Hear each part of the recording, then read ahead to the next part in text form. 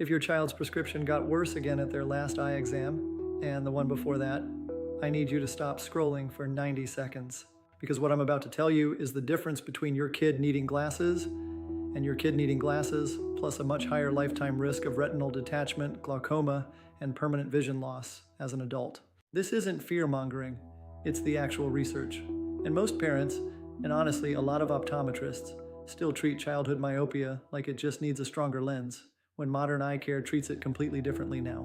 I'm going to walk you through exactly what myopia control is, how it actually works, and the 3 things almost nobody tells parents before they're standing at the counter making a decision under pressure. Here's what's actually happening when a child's myopia gets worse. It's not that their old glasses just stopped being strong enough.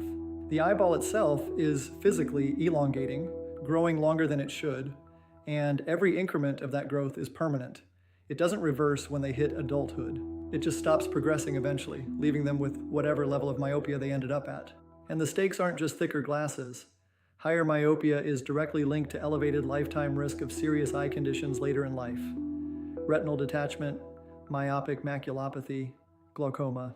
The higher the prescription, the higher the risk.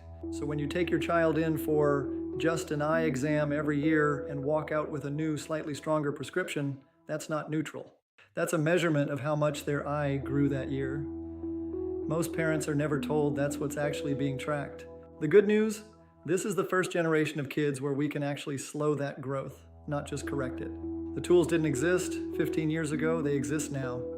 Most parents just don't know to ask for them. So what actually is myopia control? It's a category of specially designed lenses, and in some cases contact lenses or eye drops, that don't just correct your child's vision for today. They send a different optical signal to the eye that slows down the elongation process itself. Here's the simplest way to understand it. A regular single vision lens corrects the center of your vision perfectly, but lets a blur signal land on the peripheral retina. And that peripheral blur is actually one of the triggers that tells a young, still developing eye to keep growing longer. Myopia control lenses are engineered to correct that peripheral signal too, which is what slows the progression down. Right now, there are 3 major lens technologies doing this, each with a slightly different optical approach. Hoya's Myosmart, Essilor's Stellest, and Zeiss's Myocare. I've got a dedicated video comparing all 3 head-to-head, links in the description, but the short version is, they're not interchangeable, and which one fits best depends on your child's specific prescription, age, and how fast their myopia has been progressing. This isn't a pick whichever one's cheaper decision. It's worth an actual conversation with your optometrist about your child's specific numbers. The clinical studies on these lenses have shown meaningful slowdowns in progression compared to standard single vision correction. Not a 100% stop, but often a significant reduction in how much the prescription worsens per year. That compounds. A child who progresses more slowly for 5 years can end up with a meaningfully lower final prescription and lower lifetime risk than one who doesn't. Insight number 1.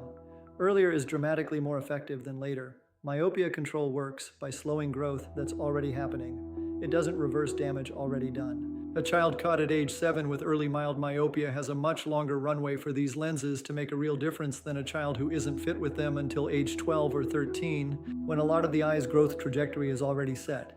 If your child has any myopia, the conversation about control options should happen now, not when it gets worse. Insight number 2.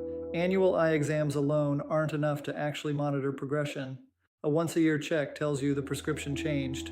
It doesn't tell you whether the rate of change is accelerating, slowing, or stable, which is the actual number that matters for deciding if a treatment is working. Ask your optometrist specifically about axial length measurement, not just visual acuity.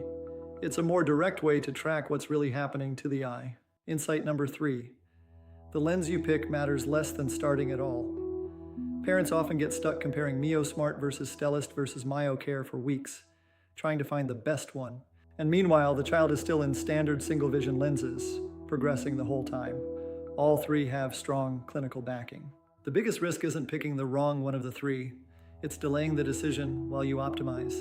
If you've watched this far, your child is probably already wearing glasses, or you suspect they need them. So here's the actual next step. Book an eye exam that specifically includes axial length measurement and ask directly, is myopia control appropriate for my child? Not every optometrist brings this up unprompted. If you're in the Burlington area, we do this exact assessment at Frey Optical. Links in the description to book. And wherever you are, hit subscribe, because I'm building out a full series on exactly this topic, including real side-by-side lens comparisons and pricing breakdowns most clinics won't put online. If you found this useful, the next video you should watch is my comparison of lens brands. That's Frey Optical. See you in the next one. Now that you know what myopia control is, the next question is which one is actually right for your child. In the next video, I'm putting MioSmart, Stellest, and MyoCare head to head. Click here to watch that next.